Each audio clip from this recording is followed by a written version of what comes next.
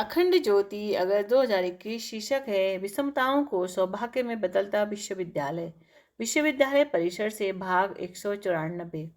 अमल खेड़ा की छोटी सी साधना कोठरी से प्रारंभ हुई यात्रा देखते देखते एक विशाल काय विराट विस्तृत गायत्री परिवार का स्वरूप आज ले चुकी है। इतने लंबे व गौरवशाली कालखंड का मूल्यांकन करते समय में इस बात का कोई सहजता से अनुभव कर सकता है कि इतने विराट परिवार को एक ईश्वरीय उद्देश्य के लिए साथ साथ नियुक्त करना और उसका अनवरत उसी दिशा में गतिशील रहना सामान्य संकल्प का अंग नहीं हो सकता। निश्चित रूप से गायत्री परिवार की यात्रा एक दैवी यात्रा है, जिसकी स्थापना के पीछे का उद्देश्य प्रत्येक मनुष्य के अंदर उपस्थित दैवी संभावनाओं का जागरण करना एवं इस मानव समुदाय को स्वर्गीय वातावरण से आभूषित करना है।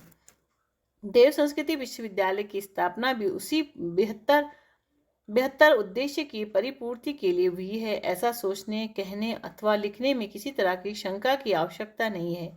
वर्तमान परिस्थितियां निश्चित रूप से ऐसी परिस्थितियां हैं जिनमें संपूर्ण मानवता का एक गहन अवसाद और सामूहिक परीक्षा के क्रम से गुजर रही है।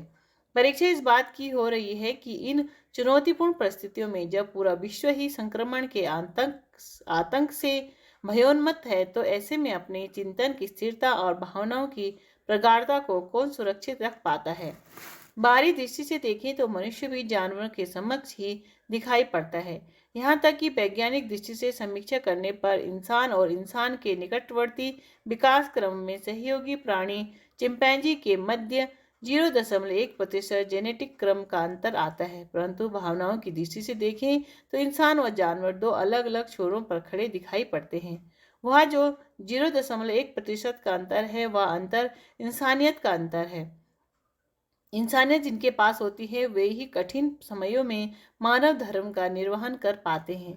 परम पूज्य गुरुदेव के लिए इसीलिए गायत्री परिवार के निहित उद्देश्यों में से एक उद्देश्य पीड़ा और पतन का निवारण वाला था। इस विषम समय में देव संस्कृति विश्वविद्यालय ने उसी लक्ष्य को अपने मुख्य कर्तव्य पथ के रूप में निर्धारित किया है और शांति कुंज के साथ मिलकर शांति कुंज चिकित्सालय में कोविड केयर हेतु हाई डिपेंडेंसी यूनिट के निर्माण का कार्य प्रारंभ किया। इसके साथ साथ ही विश्वविद्यालय ने भारत में विभिन्न स्थानों पर वहां स्थानीय गायत्री परिवार की शाखाओं के साथ मिलकर मेडिकल किट को बांटने का, ऑक्सीजन कंसंट्रेटर को पहुंचाने का और सैनिटाइजर को पहुंचाने का, भोजन बांटने का एवं एम्बुलेंस इत्यादि की व्यवस्था बनाने का कार्य भी किया। इन व्यवस्थाओं को बनाने की अतिरिक्त देव संस्कृति विश्वविद्यालय ने यह भी सुनिश्चित किया कि इस कठिन घड़ी में उसके विद्यार्थी अपने शिक्षा के क्रम से वंचित न हो और इन विषम परिस्थितियों में भी ऑनलाइन सत्रांत परीक्षाएं पूरी मुस्तैदी के साथ संपन्न हुई।